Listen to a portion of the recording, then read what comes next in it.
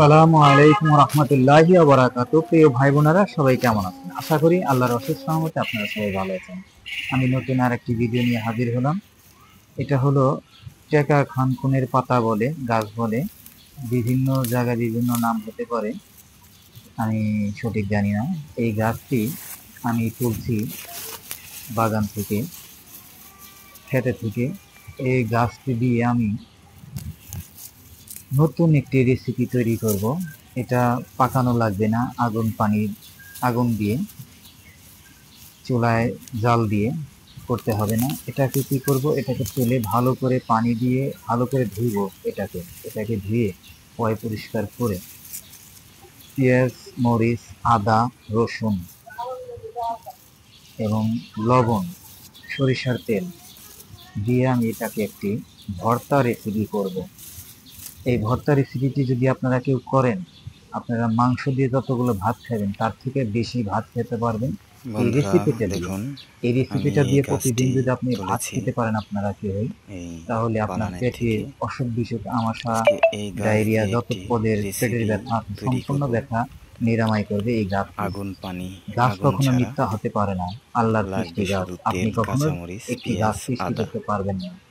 আপনি বাস সৃষ্টি হয়ে যাবে করতে নতুন পারবেন একটা রেসিপি। কোনটা, এটা পাক করতে যেটা হবে মানুষ শুধু আপনার ভর্তা। কাছে সহজেই একটি সত্য কথা বলবে, তার মনের কথা খুলে বলবে, তখনই আপনি একটা সৃষ্টি করতে পারবেন। তার সংসারটাকে ভেঙে চুরে খান খান করে দিতে পারবেন। এতটুকু ক্ষমতা আপনাকে আল্লাহ দিয়েছে। কিন্তু কারো ঘর জোড়া লাগানোর ক্ষমতা দেয় নাই কিছু কিছু মানুষকে। কিছু কিছু মানুষ এরকম ক্ষতি করে, কিন্তু এই গাছপালা কখনো ক্ষতি করে না বা মিথ্যা আচরণ করে না। গাছ মানুষের উপকারী আসে। তো আমি এই রেসিপিটা আজকে আপনাদেরকে দেখাতে পারবো না, আমি শুধু গাছটা উঠিয়ে দেখালাম।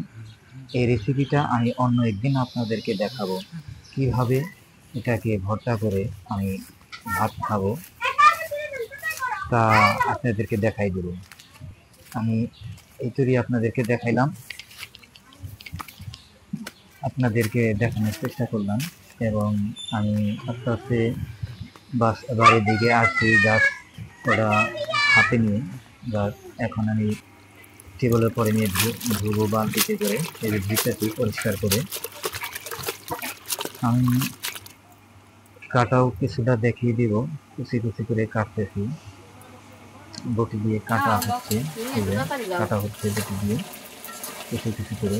কিন্তু ভর্তাটা করতে আপনাকে দেখাতে পারবো না এখন, পরবর্তীতে ভিডিওতে আমি কিভাবে ভর্তা করবো আমি আপনাদেরকে দেখিয়ে দেবো। তো এই ভর্তাটা দিয়ে যদি আপনারা প্রতিদিন ভাত খান, ইনশাল্লাহ আপনাদের উপকারে আসবে। আল্লাহ হাফেজ।